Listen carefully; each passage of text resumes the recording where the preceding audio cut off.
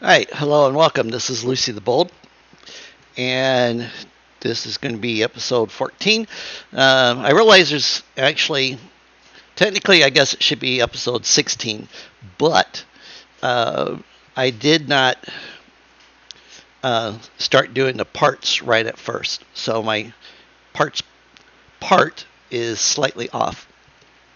So after playing the game for 41.75 hours, okay, in solo mode by myself. All right.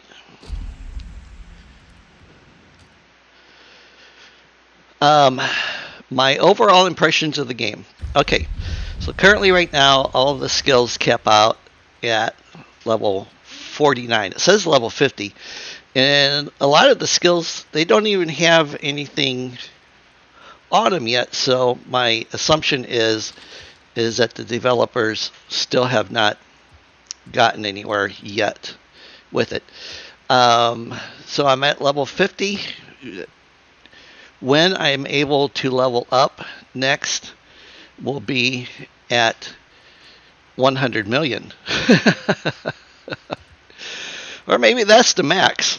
I'm hoping that's max, like level 99 is 100 million points. All right, so yeah, just to show you.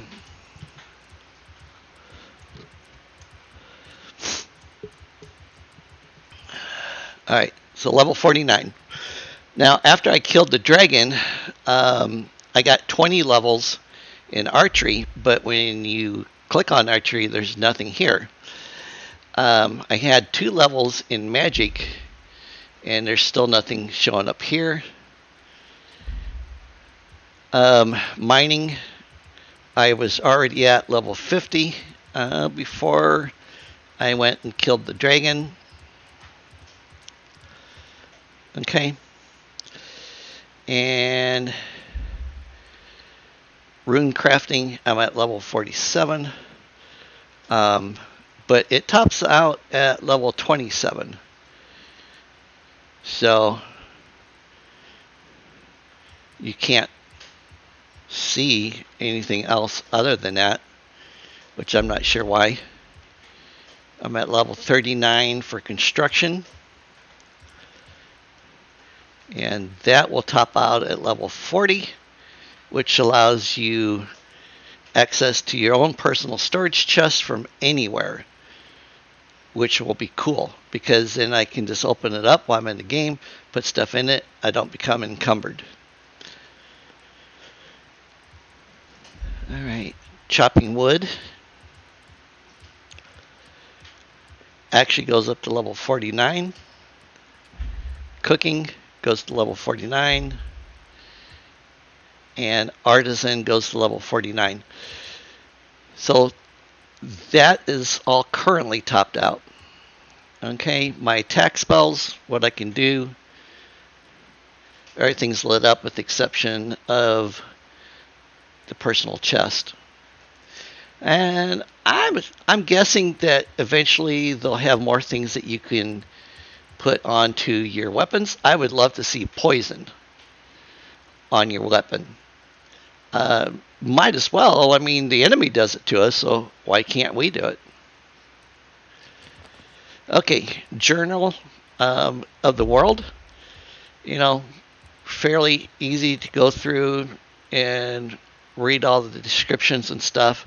It gives you a rundown of everybody, you know, that you're going to, as you come across them. So I do like that about the game. All right. All of your vault guardians here. I've killed every one of them. The abyssal demon, you know, I killed him. This gives you everything that you need to know about all of the plant life. Here's all of your different ores. I also would like to see at some point the ability to not have to hit the escape button, but just use my mouse and click over the escape button like you can in a lot of other games. I do like the recipes. Um, Once again, you have to enjoy reading. And I do like the reading part. I like being able to look at stuff and say, oh, wow, okay, so this is what it's going to take for me to make this, and this is what it's going to give me. The poisons, there is not a medium endurance poison at this point in the game, but there is a medium healing potion in the game. So I would like to see a longer lasting anti-poison potion that you can manufacture. The anti-poison foods are only good against people who attack you using poison. They do not really protect you from environmental poisons. All right. So I now have the anti-dragon shield as well as the dragon blight shield. I just got done making that. And I have the staff of light. I haven't made any of the other staffs yet, but this is supposed to be the best staff in the game. Okay, this also tells you what you can do, to make charcoal, everything that you can use to make charcoal with. So I do like that. All right.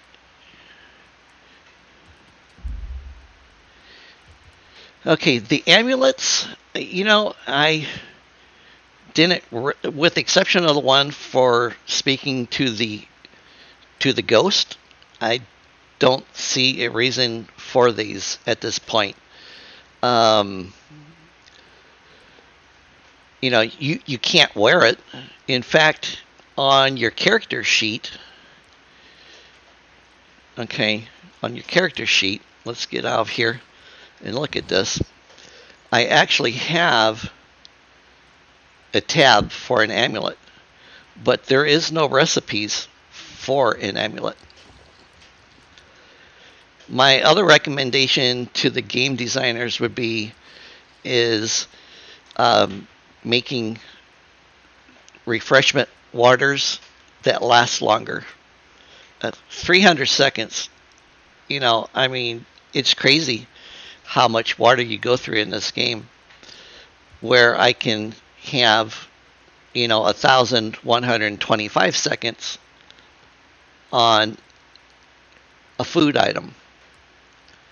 So why can't we make water refreshments that last longer? All right. The build tab. I like the build tab. There's not anything about it that I don't like at this point. I am a little aggravated with the house building. From the standpoint that you have your tier 1s, which I get, and your tier 2s. Now, when you're being assaulted by a raid, or when you're being hunted, a level 1 goblin can break the foundation wall with one swing. Okay? I don't see a purpose at this point of having a level 2 tier item other than the fact that I can go from 3 stories to 5 stories. There should be a way to sit there and protect your home. Okay, I know you can build it off of the side of a cliff. I get that. You could use the cathedral to build it in, but outside of doing like what I did and some other people that I've seen, putting your place in the water slows the enemy down long enough that you're actually able to get outside to defeat them. The raids. Okay, raids happen every 2 game days. All right, and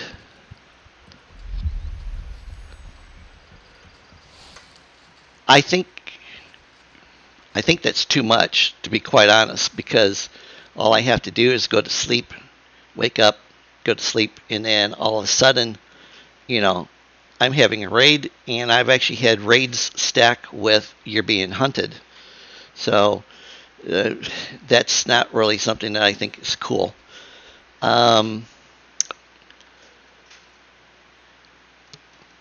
the game overall, I like the idea that most of the wildlife, in fact, all of the wildlife in this game is ruthless. You know, it will destroy you if you get a chance to, or let it have a chance to do so.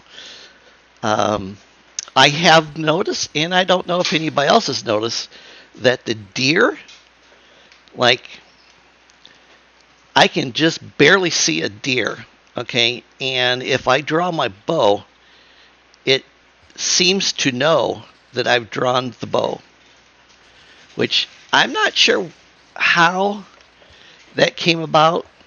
A deer would not know that you're drawing a bow unless it's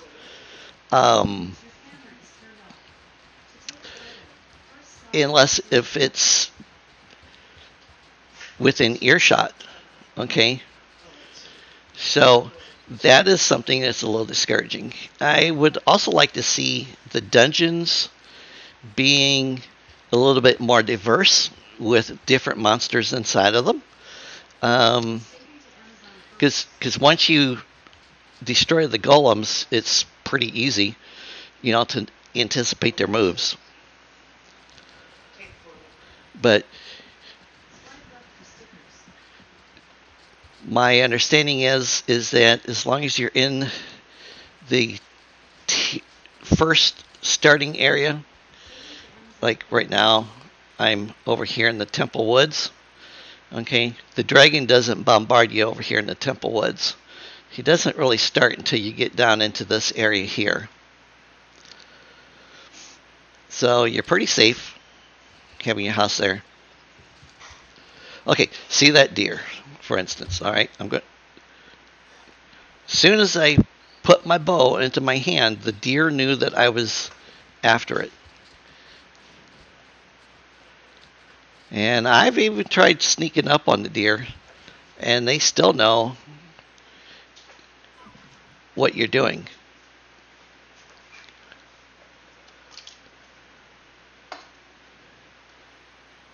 So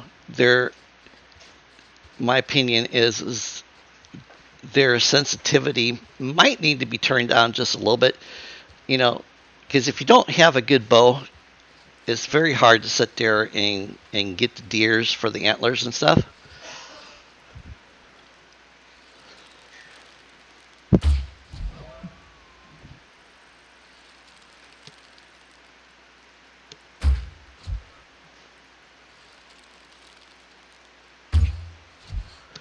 Okay, but as you've seen, that second deer knew that I was zeroing in on it.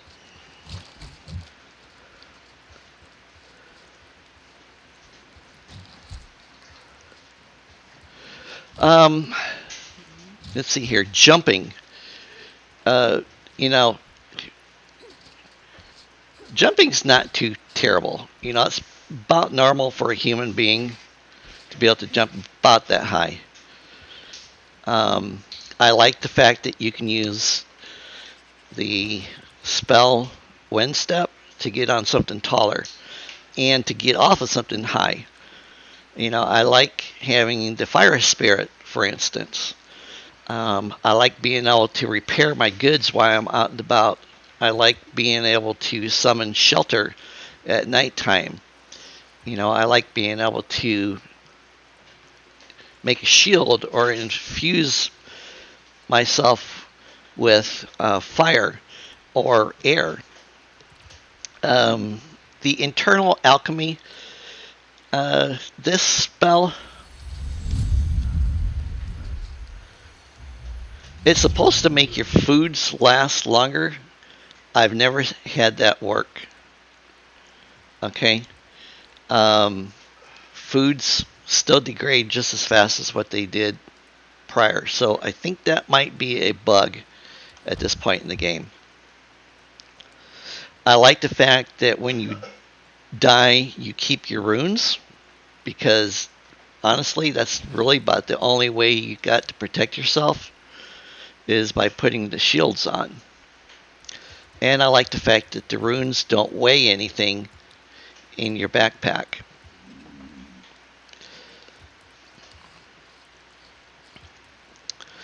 Um, I've never played this game jointly with anybody else. I did it all solo from day one. So obviously it is doable as a solo player. I don't know if I'm enough of a masochist to want to play it in hardcore, because it's fairly brutal just the way it is. I love the scenery, the texturing. So, the game, I would recommend this game to anybody, to be quite honest. It's a very refreshing game to play compared to some of the others. And I would rank it right up there with Valheim, to be honest.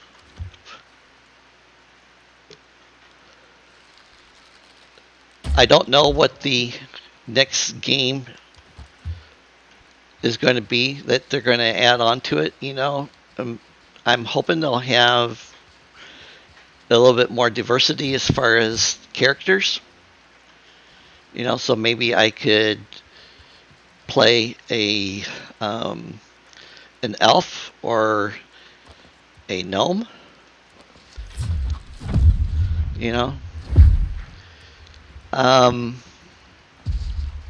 Character creation, I would like to see a little bit more as far as your looks go. The big bushy eyebrows don't do it for me.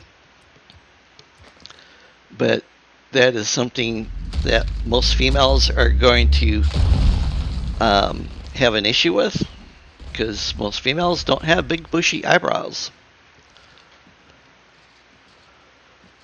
So, but yeah, overall, I'm enjoying the game. I like it.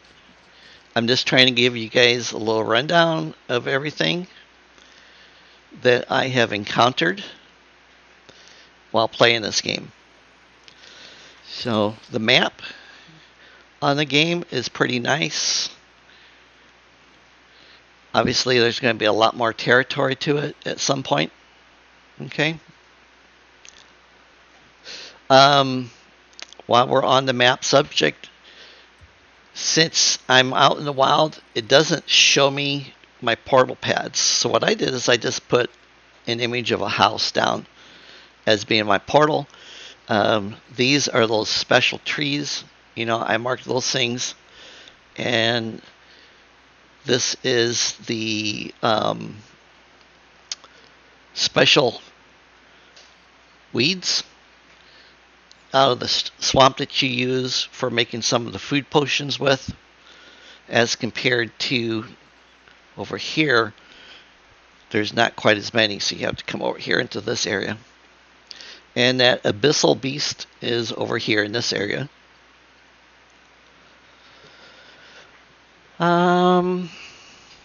Yeah, I think that pretty much sums it up. On a scale of 0 to 10, with 0 being hate it and 10 being up there at the top of my likes, I'm going to give this game a solid 9 at this point. So I want to see what they got coming up later on down the road. So with this being said, this has been Lucy the Bold. And everybody, enjoy the game. Please hit the like button. Please hit subscribe. And if you have any comments, I'd love to hear them. Thank you.